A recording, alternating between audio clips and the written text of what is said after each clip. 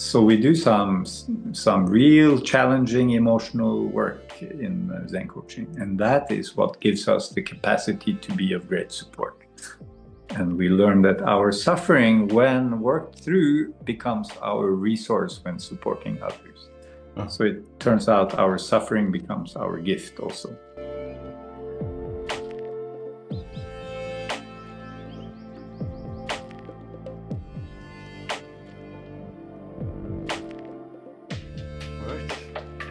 Hey, Kåre. Hi, Peter. Hello. So I don't actually know much about, we haven't met, and I don't know that much about your practice of Zen coaching.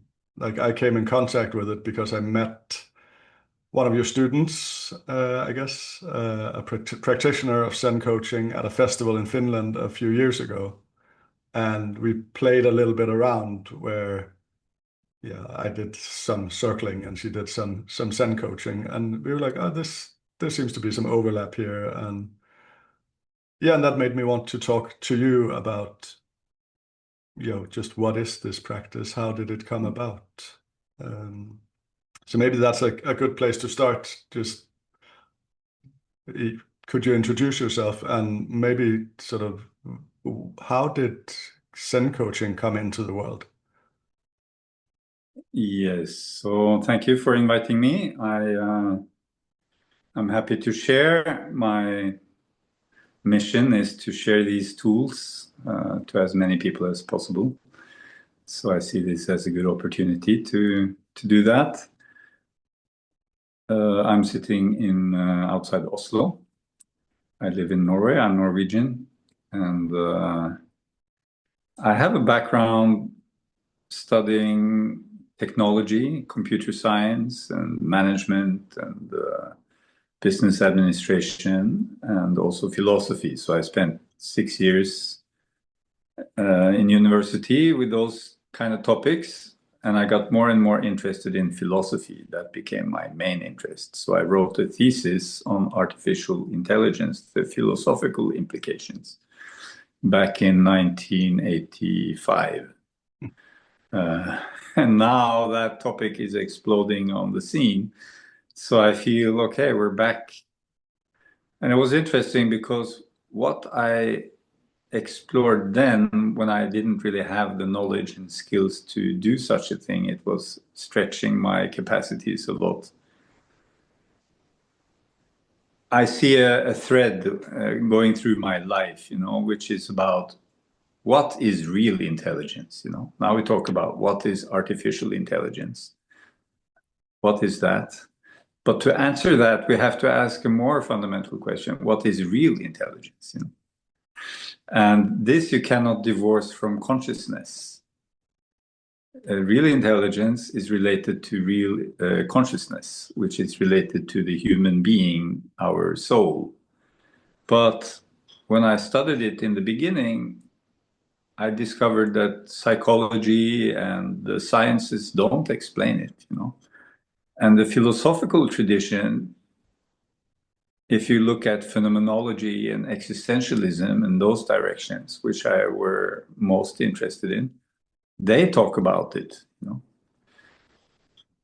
But it was only later, after that 6 years in university and that interest, I also had this other interest, which was adventure and international affairs and so on. So I actually ended up working for 8 years in international development collaboration for United Nations, for the Ministry of Foreign Affairs, for development aid agencies, for the Mekong River Commission in Southeast Asia. I did research in Africa, and I did many things. And then I became a bit cynical and depressed about the international system. Now, this is also hitting the scene quite strongly these days, like this cynicism about international politics and Epstein and everything. But I felt I need to do more inner work, like work, not just read and contemplate. I need to do actual work, emotional, spiritual work. So I went to a Zen monastery in France Plum Village, where Thich Nhat Hanh was the master. And I spent the next 2 years there, most of the time or half the time, learning meditation, doing healing, practicing mindfulness, doing work, what I call spiritual work. It's work and it's play, and it's nice and it's challenging, you know. It was not therapeutic, you know, it's meditation. I didn't do the therapy work, you know, that came later. But after those 2 years, I didn't really go back to my other career. I made personal growth meditation my whole time thing. So I studied then with Marshall Rosenberg. I learned nonviolent communication. I fell in love with that tool. They had something which I didn't find in the Buddhist world, which was more relational. And that's where the relevance for our conversation comes. It was more relational work, you know. The challenges of human relating and communication, which I've been very interested in, and I had never found teachings that satisfied me fully on it. But with Marshall Rosenberg, I felt very satisfied. So I went 100% into that for a couple of years. Then later I moved to a community in Sweden, Ängsbacka, and I lived there. And there I met the world of Osho, Osho teachers. And through that work, I met inquiry as a practice, where you sit face to face with somebody and ask the same question again and again and again and again and again in a meditative way. And the first time I did that, I had such an impact. Like in 1 hour, I had a deeper connection with myself than I would have in 2 weeks of a meditation retreat. And I said, I like this practice. This is my kind of practice. Something happens when my consciousness meets your consciousness in total presence, and we explore with that added support, you know. It's like my distracted mind has less space. When I sit following my breath, I can easily fly all over the place and space out and dissociate. But when you're looking at me, listening to every word I say from your heart, then it's like my focus is multiplied by 10.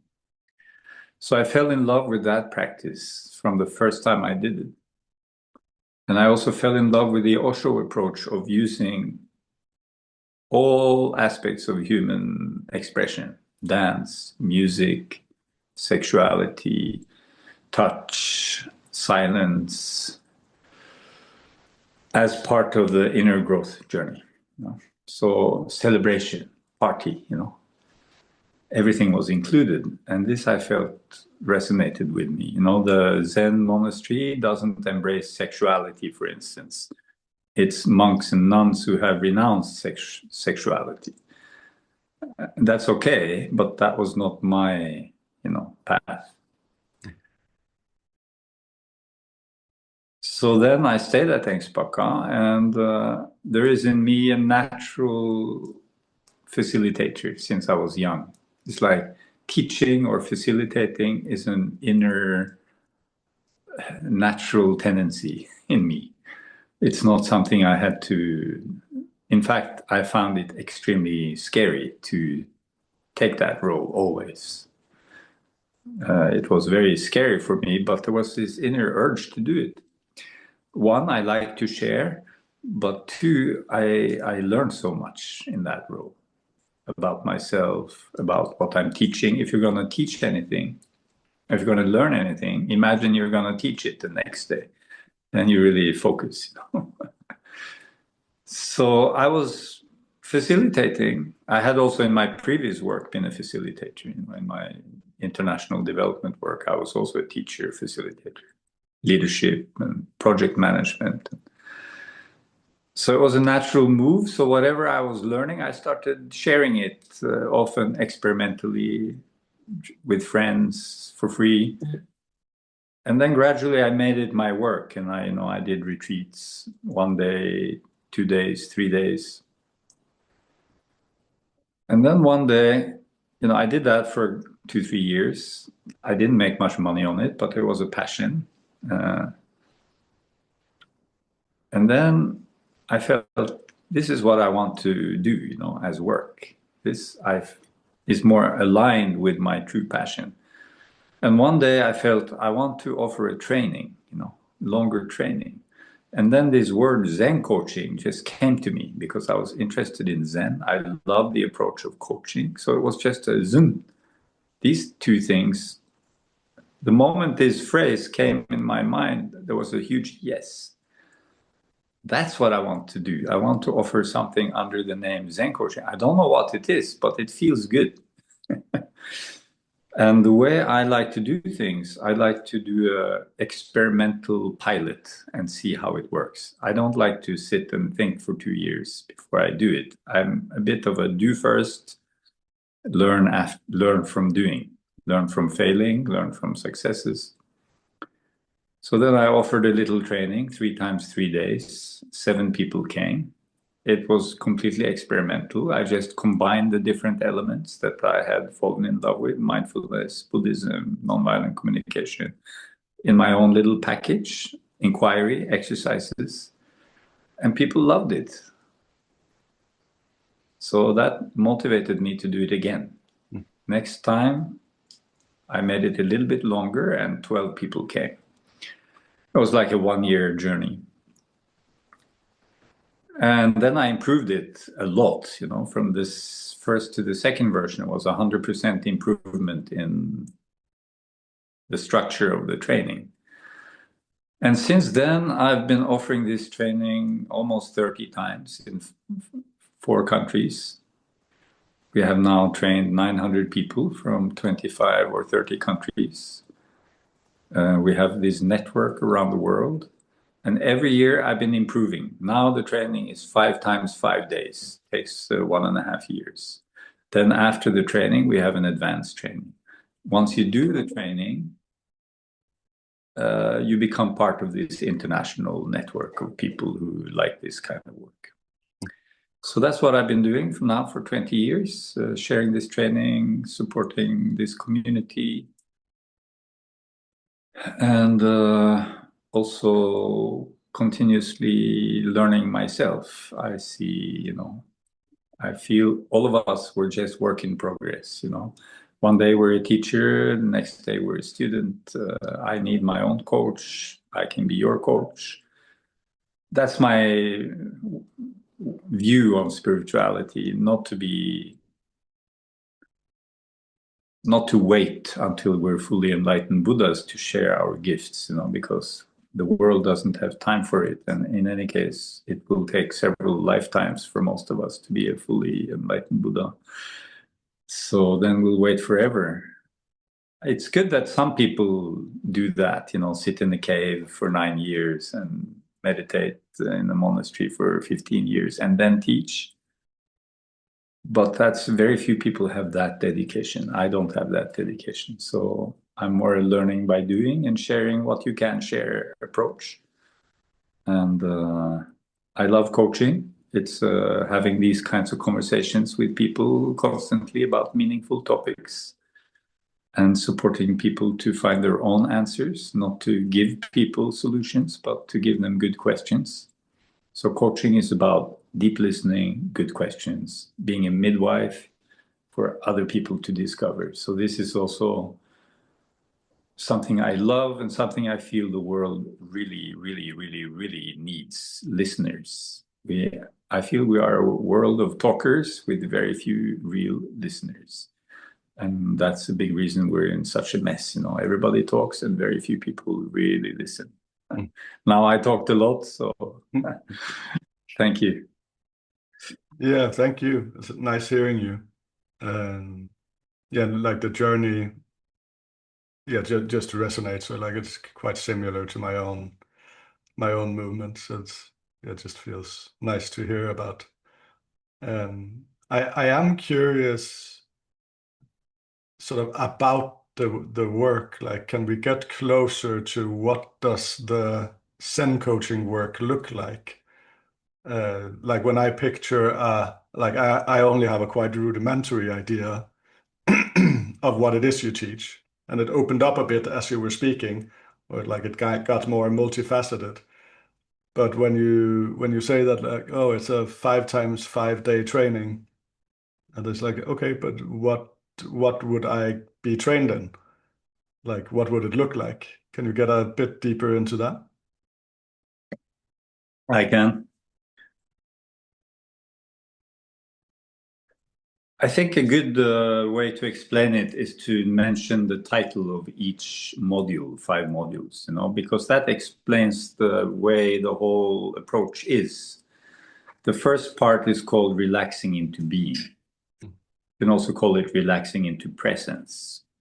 Being and presence treated as similar or same even. So relaxing into who you are. This is a fundamental message of most of the traditions of the East, the meditation traditions. Take Buddhism, for instance, Dzogchen, Tibetan Buddhism. Basically, relax your mind, relax your body and mind, step out of thinking and doing just for one moment. Like in one in-breath and out-breath, you can just let go of thinking and doing. It's not complicated. And immediately we are in touch with something which is beyond thought, or the gap between the thoughts. And it's very peaceful and spacious there.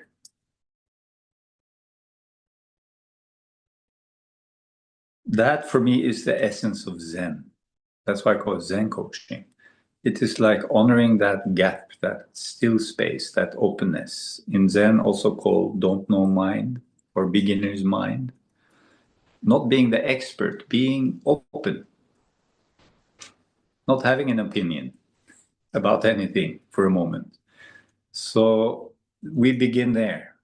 And I call that begin with the end, Begin with enlightenment. That is a taste of enlightenment or waking up to this spacious being that's always already here. Begin with the end, relax, just relax body and mind for a moment.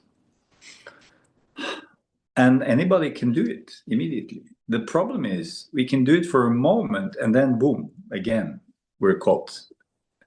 The habit of identifying with thought and objects is very intense, developed over eons.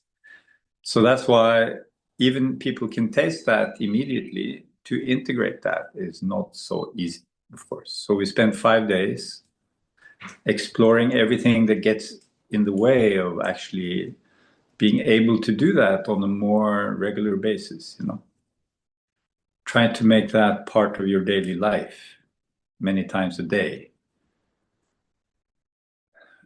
Now, stress and burnout is such a big issue in the world. We're running and thinking and doing. So that's the first step. Second, so also in a session, that is what I offer. I sit down, you're my client. I start the session always by saying, shall we take a moment in silence together just to land here? And nobody ever said no yet, Even people who never heard of meditation, they never say no. They say, oh yes, oh yes. Then we sit with closed eyes. I don't call it meditation. Just take a moment in silence, rest for a moment, then close my eyes for 1 minute. Then we start talking. And people are already much more relaxed. And there's a sense of connection that wouldn't be there if we hadn't done it. It's so simple. So that is also what I like about Zen, is simplicity. So what I offer as a coach, the most important thing is this simple, clear, spacious awareness with no expectation, no demand, no pressure. It's like something happens with my clients before we even started talking about anything. The first 3 minutes are so valuable. Of course, that goes for life too. If we can offer that in ordinary life, just a little pause. I see you. Here we are. Presence. No need to rush anything. So that is very core part of Zen coaching. So that's not a method, that is a presence. So Zen coaching is not a method, actually. That's why it's a little bit hard to understand what it is. It's easier to understand methods, but it's a recognition of something. And we have methods, but those are not primary. Then the second part we call deep healing and transformation. So that's more therapeutic. So Zen coaching, I would say, borders on spiritual therapy, we could say. Of course, you have to understand those words in the right way, but basically that the deepest healing is reconnecting with my self. That there is like, we can rearrange the furniture in the house, or we can step out into the open air.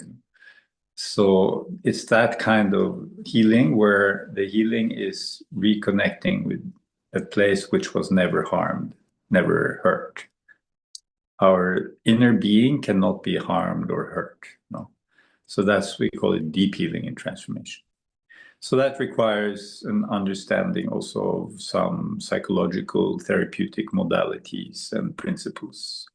So that's, you could say, facing difficult emotions is a big part of that. So in Zen coaching, we work a lot with emotions and the body. So in that sense, it can look quite a lot like therapy. But we don't do it with this intention of healing. It's more intention of meeting the moment, and the healing is more like a side effect. So I don't meet the client with the perspective, I'm gonna heal you, or the purpose is to heal. The purpose is to explore. That's the spirit of inquiry. The third module is called Relating from the Heart. So that's entirely focused on relational dynamics. What happens when we relate to each other? And as you know, a lot happens. And a lot of it happens so fast, we don't even notice, You meet a stranger at a dinner party, those first 3 seconds, you meet somebody, a lot happens immediately. But then things go so fast, we can't really process what's happening there. Why did I get so scared of this person and try to hide it, and smile and be friendly? And all these things, we try to play cool. We want to be mature adults, but inside we have these scared children and insecurities and power games and you name it, So we slow everything down and we explore the details of how we actually relate and what happens in us when we relate to men, to women, to older people, to younger people. And that is very good to do in a group, because we can use the whole group field to explore our reaction to other people, as you know, in the relating arts. And here I benefit a lot from my studies of nonviolent communication. Marshall Rosenberg. The fourth part is called being in action. So how do we bring this presence into everyday life? So it's not separate. Not that basically the message is the coming to a workshop is the holiday and life is the workshop. So treating all of life as a continuous workshop of presence, always giving us opportunities to practice. And the workshop is like having a little holiday from that challenging workshop called life, so that we can slow things down, meditate, eat good food, meet nice people, get inspired, and then again out into the challenge of the workshop called life. That's my perspective. And everything is a learning opportunity. The last part is called living your gift, creativity, contribution, and fulfillment. So in my view, unless we give to others, unless we use our creativity, and that creativity is in service of our community, we will not feel fulfilled, because there is an inbuilt urge to be of contribution. And it's not in order for somebody to pat us on the back and say, what a wonderful guy you are. That's the ego's need, but there is a deeper need, which is a genuine need to be part of the web of giving and receiving. And there I use often the image of the apple tree. So the apple tree gives apples and gives shade and gives beauty and gives flowers and gives places for the birds to hang out and mate. And it gives so much. And in order to give, it has to receive so much. If you take away the apples and flowers of the apple tree, it will be a sad apple tree. If you take away our gifts, we feel a bit empty and we become consumers instead of givers. So I feel we're living in a consumption society. Even spirituality is being consumed. And that's why I love teaching coaching, because from day one in my workshops, people have to give. Have to give listening, have to give coaching, have to give something. You're not just there to get something. So giving and receiving as a flow.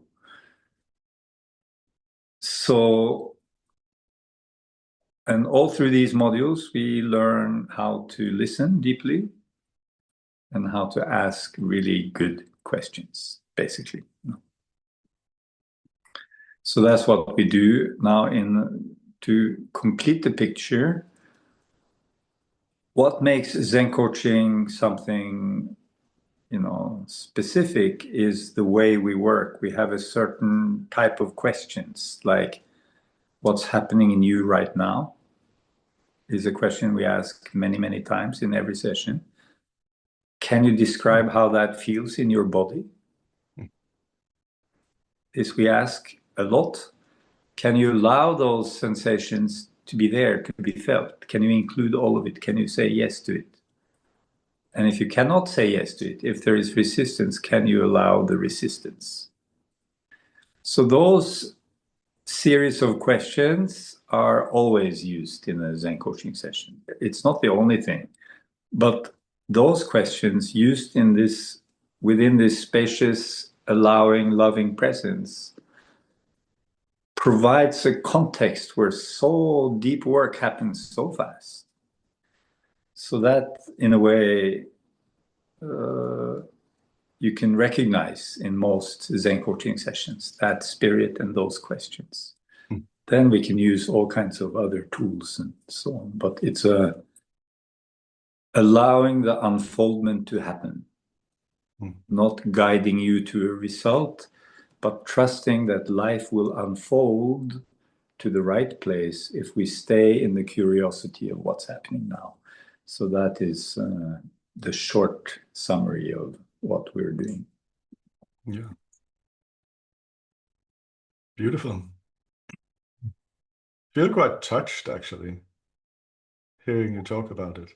It's like, yeah, it comes with a bit of surprise, even, that like I didn't really know what we would be talking about and didn't know that much about the practice. And hearing you speak about it, you speak very directly into a lot of, like, when you name these modules, like my experience is like, oh, you name themes that have been really important for me in my life and that really matter to me when, and that has brought me into this work, and which is also what makes me want to do these calls and interview people and do this Relating Arts project. So it just feels really sweet for me to hear. I think we're similar in the sense you're like to integrate, right? You're integrating different schools under this umbrella, Relating Arts. And I too am an integrator kind of person. I like to taste many things. You know, I've studied with many, many different teachers and schools and traditions and techniques, and I keep studying, you know. And I like to integrate and simplify many diverse strands. So people who come to the Zen coaching training, that's what they say. Wow, you integrate all those different things I've been tasting. And I see how they make sense together, you know. It's like, I feel there is a great need because now every teaching is available on your smartphone. You know? Before it was hard to get access to these teachings. Now everybody has access to everything, which is in one way beautiful. But it also gets very confusing because every school uses the same words with slightly different meanings, sometimes very different meanings. The practices look similar, but are actually more different than you realize once you go into them.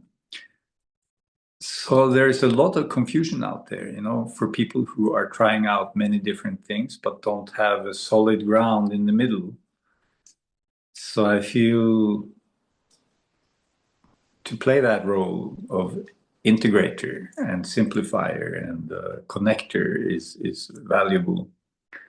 Personally, I have my ground partly from the beginning in Buddhism, but the last 15 years I've been a student of the Diamond Approach, the teachings of A.H. Almans and Karen Johnson and that school, modern path. And I fell in love with that path because it is based on meditation and inquiry, which was what I was already doing. So I have kind of my center there, but I like to taste many other things, you know, and figure out my own. We all have to figure out our own path through this jungle of things. But it's good to go deeper also into one arena. I like this metaphor. If you dig 100 holes, each one half a meter deep, you will not find what is 5 meters below the surface. So it's also good to dig one hole, you know, spend some years digging one hole. So you get the depth of experience that only comes after 10 years doing one thing. Doesn't mean you cannot at the same time dig some other holes and taste some other things, but I feel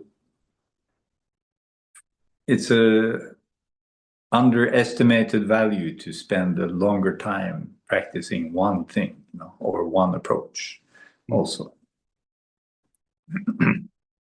Yeah, I guess it like something I feel a bit skeptical about these days is that there's sometimes I can be judgmental towards like a shopping mentality in sort of these fields of practice.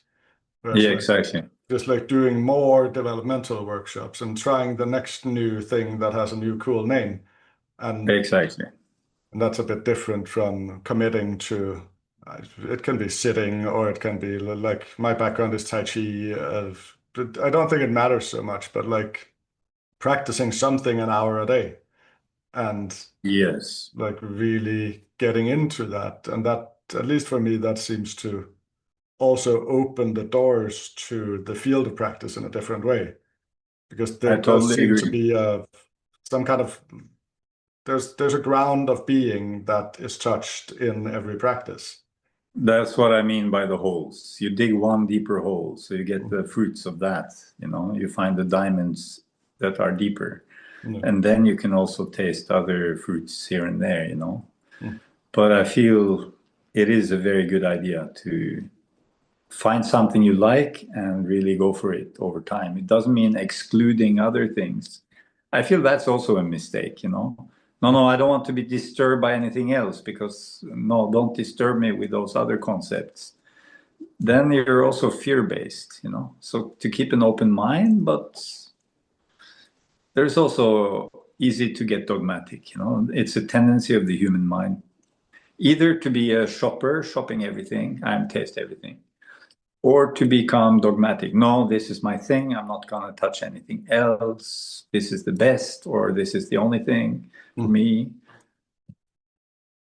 This also, I feel, is not a great idea. It's Yeah. finding the sweet spot. Yeah, I like that. It's very core to the project I'm doing now with this relating arts thing is to like make different practices more available in this way where it's like, oh, you can actually go and try it out and see how it works for you and how it integrates with what you're already doing. Yes. Yeah, so breaking a bit out of the dogmatism in the schools maybe, or supporting that a little bit. Yeah. One. I want to just clarify one, Mhm. Zen coaching is based on some profound teachings of some deep, rich paths like Buddhism and the Diamond Approach and others.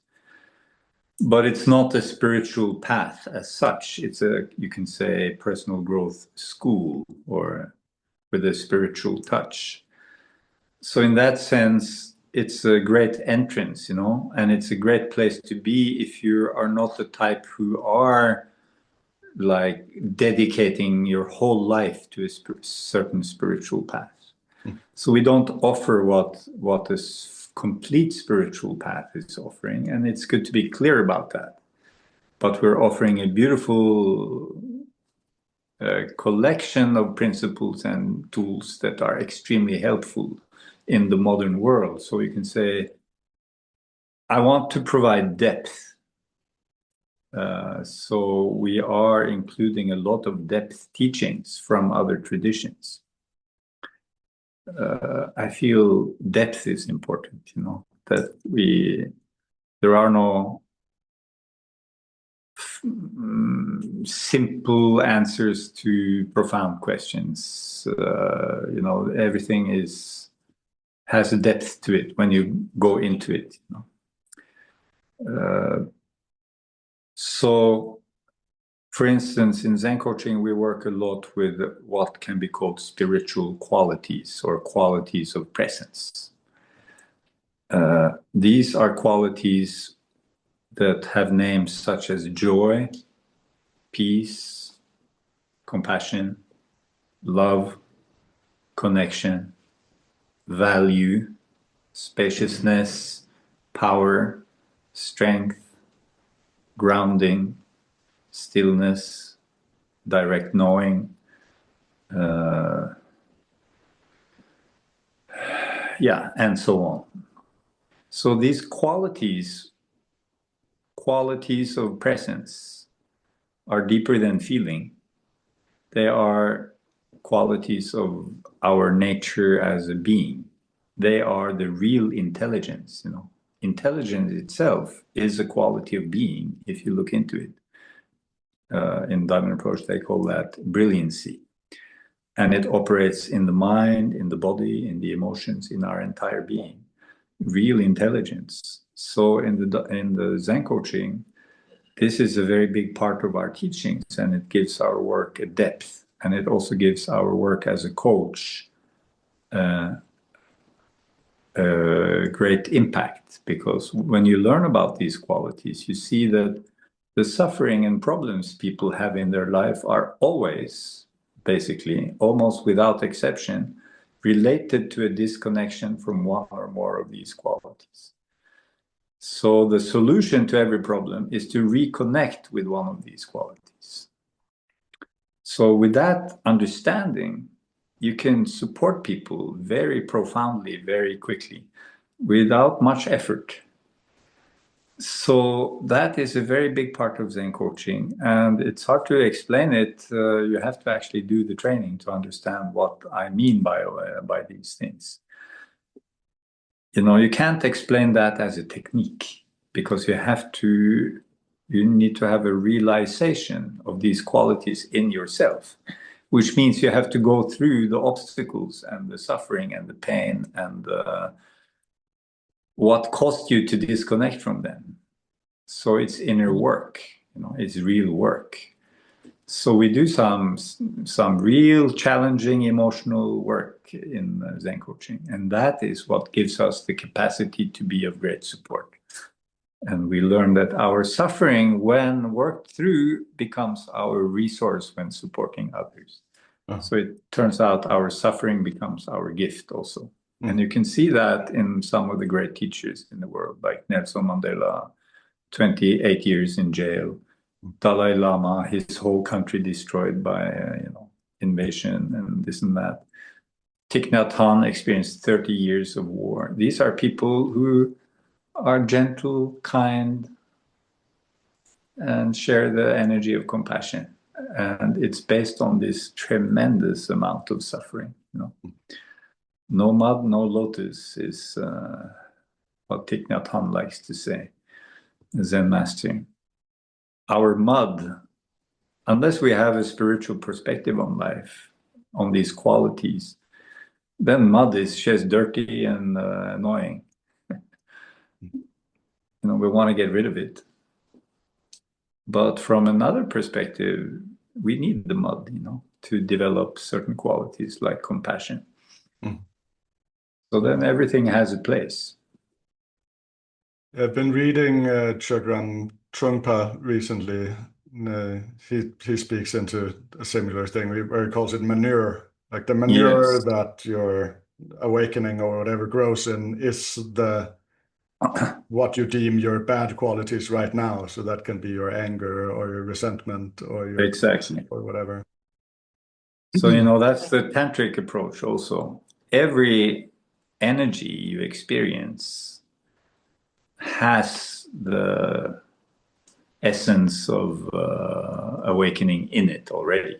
Your anger, your horniness, your depression, it's energy. The energy itself is already pure, so instead of,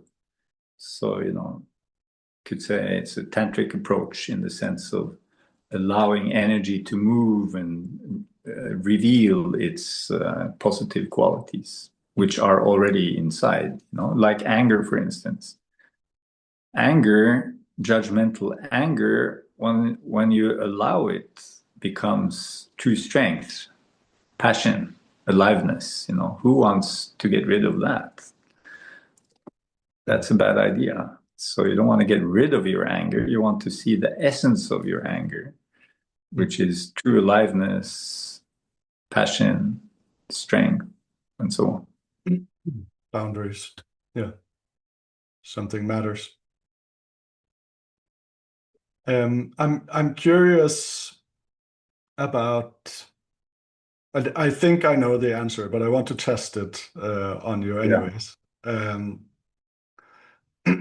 So you talked earlier about Zen coaching not being a method as such, and what I heard in that is like, well, it's practice, similar to many other things. It's like you actually need to do the thing a lot to be practiced in it, and then from there you do the thing that is called Zen coaching, but actually it's not so much about the thing. Like you could say, like I imagine that most people would benefit from someone being with them and asking them what it's like to be them right now and what it's like for them to be in their body. That is a good practice for anyone.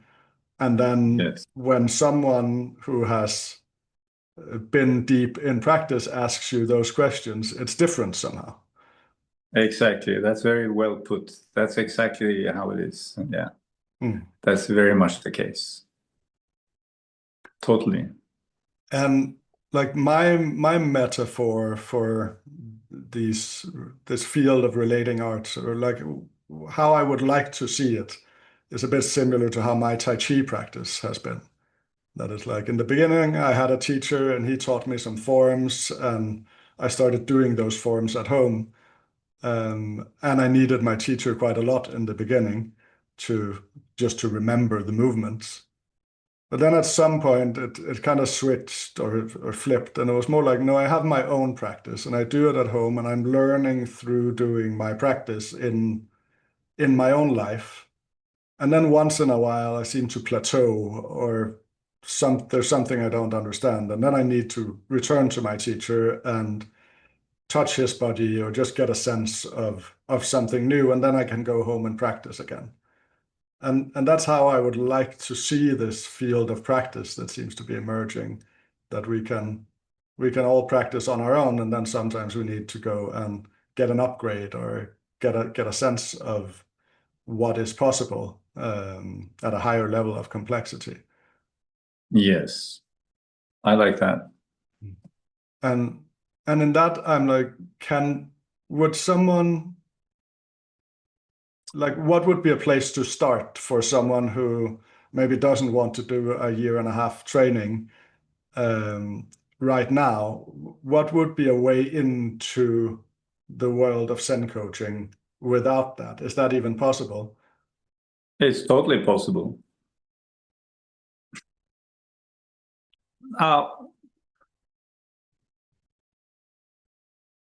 I would say the best way to start is to take a few sessions from a coach in the Zen Coaching Network. That would be the best. Let's say you take 5 sessions or even 1 session for a beginning, but 1 is not quite enough, you know. Give yourself 5 sessions. You can try 1 with a person, see if you like the connection, and then do 4 more with 1 person. It's not such a huge investment. And then you see, wow, that was a big benefit. Something about this that's really working, you know, and it looks very simple, but it has a big impact on me. I have this opinion that every person would benefit from having their own coach, you know, if the coach is versed in presence. So a coach that really supports presence. So that's kind of my vision for the world, that every human being has a presence-based coach, support person. You don't have to call it a coach, but a support person. And we can be that for each other also. So that's one way. And the other way is to do some, listen to some talks, like we have our YouTube channel. You can just listen, you know, it's not a very professional channel in a way, but it has a lot of recordings from webinars and things. So listen to a few and maybe try out a few of the things shared and see what happens. That's for free. Doesn't cost you anything, just a few hours of input. Another way is to come to a webinar, you know, a live webinar. Sometimes I offer, other people offer. Then nowadays, since we have grown quite a lot, we are actually, I wanted to say in the beginning, we are moving into using another name for Zen coaching, which is living presence. So our school is changing the main name, our community, to Living Presence Community and Living Presence Movement. It's the same thing, it's just a more accurate name. You know, everything I talked about, the 5 topics, are not 5 coaching topics, they're 5 life topics, right? So it's the living presence that I am that has to go through these topics. And in the end, I can live more consciously the living presence that I am. You know, if I also want to be a coach based on those perspectives, I can. So now we have our communities starting to be called the Living Presence Community instead of the Zen Coaching Community. Or we use both names right now. And we will have a Living Presence Festival this summer, public big festival at Ängsbacka in Sweden. So that's another opportunity. Come to this festival 5 days in August, middle of August, 15th of August. And then you can taste, find out, and enjoy the summer there. Bring your kids. So that's an option. And then we have, as part of this change into a new name, we have started creating what we call local hubs. So we have a Living Presence Hub Stockholm. So you can join. We have a Living Presence Hub Järna, and Malmö, and Gothenburg, and Oslo, and in Poland, and in Cape Town, South Africa, and even in Australia. So we're developing these hubs, and the hubs are offering open evenings and get together for some inquiry, some sharing, some music. So that's something we're in the process of developing. We're going to publish a website very soon. Yeah, so those are some ways one can get into it. I also want to mention, that we are using tools coming from elsewhere. I said Zen coaching is not defined by its tools. We use any tool that resonate with these basic principles. So that's why we use tools from the Osho world, Osho teachers, inner child work. We use internal family systems, voice dialogue, this parts work. We use family constellations. We use also trauma healing. Trauma awareness, I feel, is really important. So we include some trauma awareness, like somatic experiencing, Peter Levine and company. So in that sense, we're quite eclectic. We focus on the basic principles, and then whatever tools you're comfortable with, so you can go and study with another school and integrate it. So whatever tool you have in your toolbox, you can use it in a coaching session.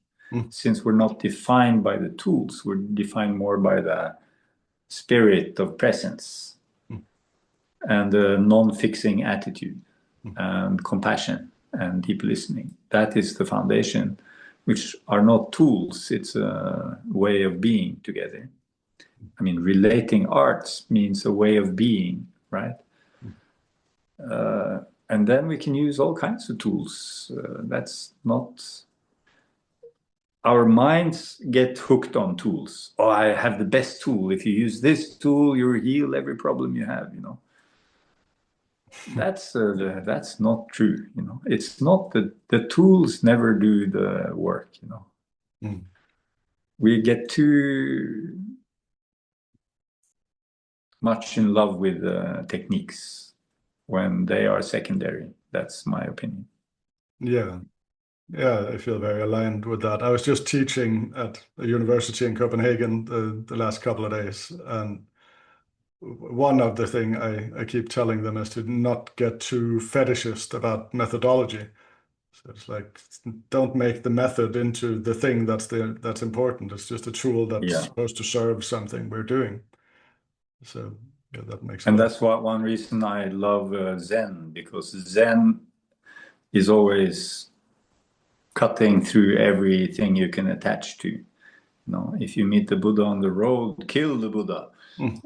That sounds like a violent statement, but it's basically kill your ideas about the Buddha. Every idea you hold on to limits your experience of the real thing, So, and also there comes the beginner's mind. So this one of my favorite quotes from the Japanese Zen master Shunryu Suzuki, the founder of San Francisco Zen Center in the 50s, I think. In the beginner's mind, there are infinite possibilities. In the expert's mind, there are just a few. So don't be an expert, be a beginner, So in a way, I see that people who are at the beginning of their journey of being a coach often are better coaches because they are not experts.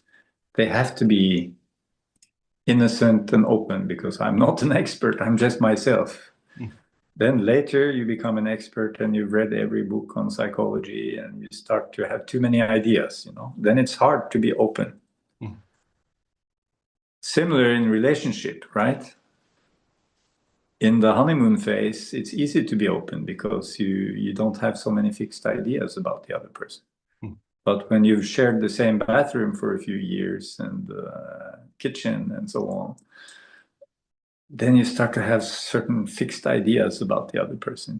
You're always like this and always like that, and you always speak like this and think like that. It's very hard to be open-minded with somebody you know well. Yeah, and I guess that is a big part of the work. It's like this. It doesn't end. It's like a continuous dropping or relaxing or unlearning of the contraction, of the fixedness, of the knowing. Yes. That seems to be the path, at least that I can see. That is like I need to continuously. It's more a cleaning out than a getting, right? Exactly. And that's where the shopping mentality goes wrong, you know. It's not about getting the latest trick. It's about cleaning out our ideas about so many things, you know. Like clear the space. Perfect. Maybe that's a good place to end. That's I like that statement to sort of fill the emptiness. Yes. Cool. Thank you so much. Yeah. That was enjoyable. Yeah, thanks for me. being with me. Yeah.